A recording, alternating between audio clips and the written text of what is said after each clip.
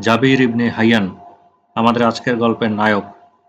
আজকের গল্পে তাকে টেনে আনার কারণ, তিনি নিজেও ছিলেন একজন পার্সিয়ান বীর, একজন পার্সিয়ান গবেষক এবং ইতিহাস খ্যাত চরিত্র। জাবির ইবনে হাইয়ান ছিলেন ইসলামী স্বর্ণযুগের অন্যতম শ্রেষ্ঠ রসায়নবিদ এবং আলকেমিস্ট, যাকে আধুনিক রসায়নের জনক বলা হয়। তিনি আনুমানিক 721 খ্রিস্টাব্দে পারস্যের তুস শহরে জন্মগ্রহণ করেন এবং 815 খ্রিস্টাব্দে ইরাকে মৃত্যুবরণ করেন। ইউরোপে তিনি গেবার নামে পরিচিত।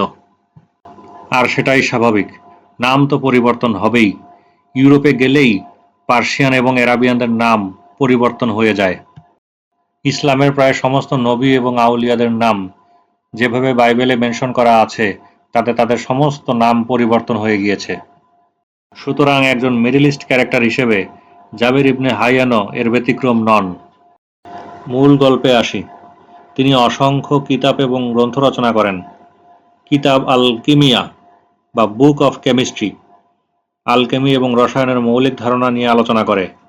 কিতাব আশ-শাবিন দ্য 70 বুকস রসায়ন এবং দর্শনের উপর বিস্তৃত আলোচনা করে। কিতাব আল মিজান বুক অফ ব্যালান্স পদার্থের ভারসাম্য তত্ত্ব নিয়ে রচিত।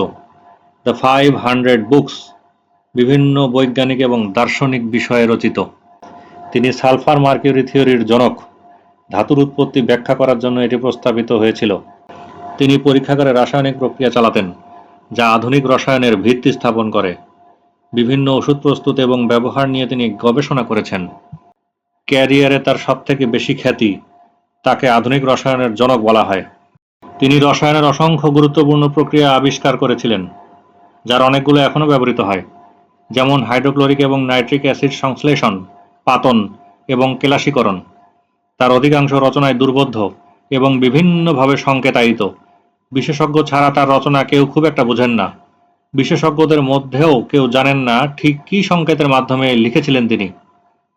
লোহার মরিচারোধক বার্নিশ আবিষ্কার করেছিলেন। এছাড়া ধাতুর শোধন, তরলীকরণ, বাষ্পীকরণও তার আবিষ্কার।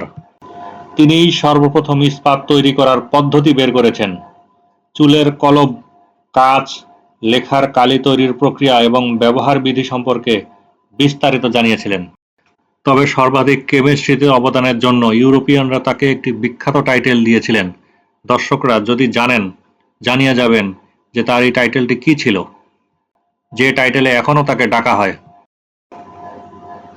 প্রকৌশল পেশায় যারা ক্যারিয়ার গড়তে চাও, প্রকৌশল বিশ্ববিদ্যালয়ে ভর্তির বেস্ট মেন্টরশিপ, গাইডেন্স এবং বেস্ট হাউস টিউটর পেতে ডেসক্রিপশন বক্সে দেখানো নাম্বারে যোগাযোগ করো। প্রকৌশলী আহসান।